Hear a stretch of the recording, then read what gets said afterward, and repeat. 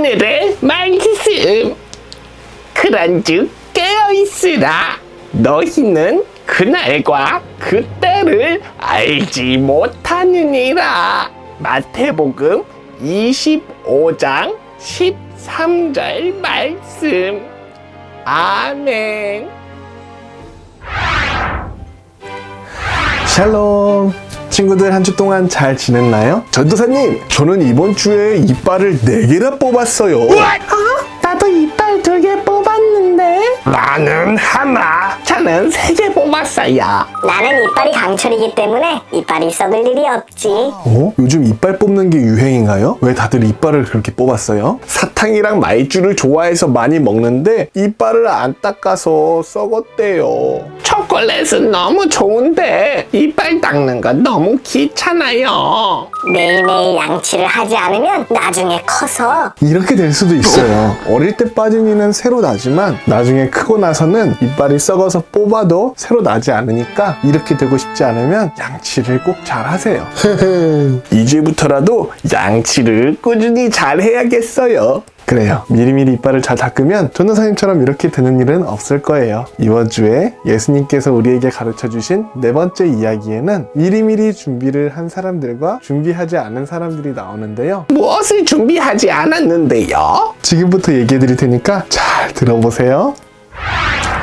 여기는 예수님께서 사시던 동네예요. 온 마을이 들썩들썩. 이 마을에 기쁜 일이 생겼어요. 밤에 결혼잔치가 시작된대요. 신부는 10명의 친구들에게 말했어요. 얘들아, 너희들이 내 결혼잔치에 올 신랑을 맞이해 줄래?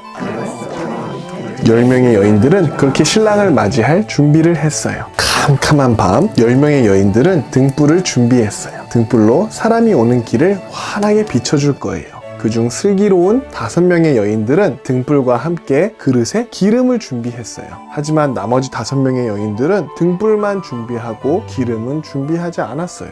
이제 신랑을 기다려요. 그런데 시간이 지나도 신랑이 오지 않았어요.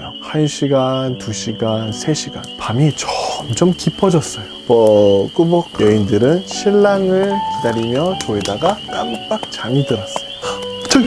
저기 신랑이 온다. 얘들아, 일어나. 잠을 자던 여인들은 깜짝 놀라서 일어났어요. 그리고 준비해 두었던 등불을 들고 신랑을 맞이하러 나갔어요. 그런데 어쩌죠? 등불이 점점 꺼져가고 있네요. 오랫동안 신랑을 기다리느라 기름을 다 써버린 거예요. 미리 기름을 준비했던 슬기로운 여인들은 기름을 더 넣어서 등불을 밝혔어요. 하지만 기름을 준비하지 않은 여인들은 기름이 없어서 발을 동동 구르며 걱정했어요. 기름을 준비하지 않은 어리석은 여인들이 말했어요. 우리 등불이 꺼져가고 있어. 어떡하지? 우리한테 기름을 좀 나눠주면 안 될까? 기름을 준비한 슬기로운 여인들이 대답했어요. 기름을 나누어주고 싶지만 그럴 수가 없어. 너희에게 우리 기름을 나누어주면 우리 모두 기름이 다 모자라게 될 거야. 그러지 말고 얼른 가서 기름을 사오는 게 좋겠어. 다녀와. 기름을 준비하지 않은 어리석은 여인들은 서둘러 기름을 사러 갔어요. 그런데 기름을 사러 간 사이에 신랑이 도착하고 말았어요. 기름을 준비했던 슬기로운 여인들은 신랑과 함께 결혼잔치에 들어갔어요. 그리고 철커덕 문이 닫혔어요. 기름을 사서 도착한 어리석은 여인들이 문을 두드리며 외쳤어요.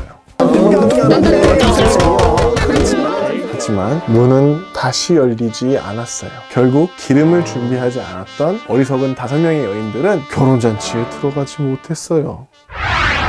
예수님께서 들려주신 이 이야기는 무슨 뜻일까요? 신랑은 바로 예수님이세요. 그리고 등불을 준비해서 신랑을 기다리는 10명의 여인들은 다시 오실 예수님을 기다리는 우리들이에요. 예수님께서는 말씀하셨어요. 항상 깨어있거라. 너희는 그날과 그때를 알지 못하느니라.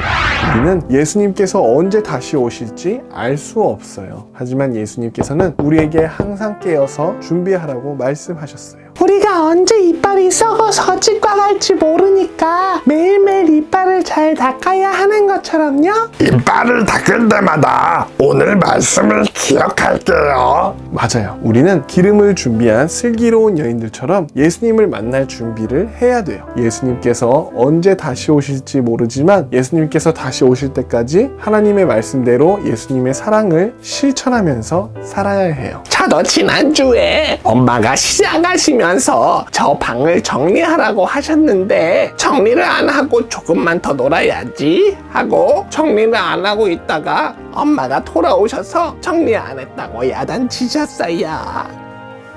맞아요. 엄마가 오실 때 칭찬받기 위해서 우리가 미리미리 정리하는 것처럼 예수님을 다시 만나기 전에 하나님의 말씀대로 살면서 우리가 기다려야 돼요. 기도를 통해서 또 말씀을 통해서 하나님의 뜻을 깨닫고 하나님의 말씀대로 서로 사랑하며 살아야 돼요. 그래서 예수님께서 다시 오실 때 우리가 당황하지 않고 우리 모두 기쁨으로 예수님을 맞이하길 바라요. 그렇게 늘 준비된 하나님의 자녀가 되기를 다짐하는 마음으로 함께 기도할게요. 하나님, 우리가 예수님께서 오실 때까지 하나님의 말씀을 듣고 기도하며 예수님께서 다시 오실 날을 준비하는 하나님 나라의 어린이가 되게 해주세요. 예수님의 이름으로 기도합니다. 아멘.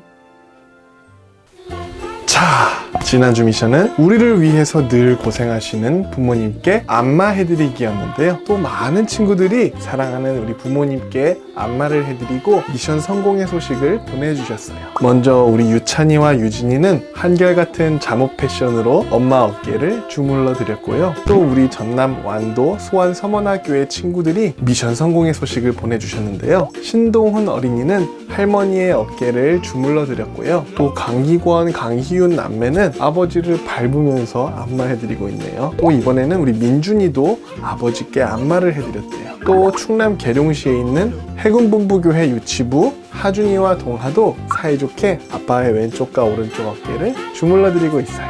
처음으로 미션에 동참해 주셨어요. 고마워요. 또 우리 귀여운 서인이도 아빠 어깨를 열심히 주물러드리고 있어요. 우리 하은이도 오랜만에 미션에 참여해서 엄마 어깨를 야무지게 주물러 주셨어요. 우리 좋은 교회 박세희 친구도 아버지의 어깨를 두드려 드렸대요. 자, 그럼 이번 주 미션은 또 무엇일까요? 요즘 코로나 바이러스로 인해서 다들 조심하고 있는데요. 우리가 스스로의 건강을 지키는 것이 내 몸을 사랑하는 방법이고 또 서로의 건강을 위해 우리가 서로 배려하는 것도 이웃 사랑하는 방법 중에 하나예요. 그래서 이번 주 미션은 한 번에 3가지를 드릴 텐데요. 첫째, 바깥에 다녀오면 30초 이상 손을 씻기예요. 둘째, 밖에 나갈 때는 항상 마스크를 쓰기예요. 셋째, 재채기나 기침이 나오면 소매로 가리기예요.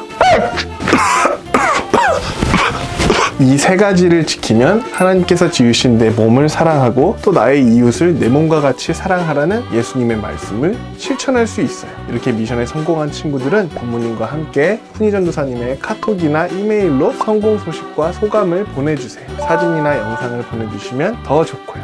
그럼 기다리고 있을게요. 안녕. 띠리리리리리.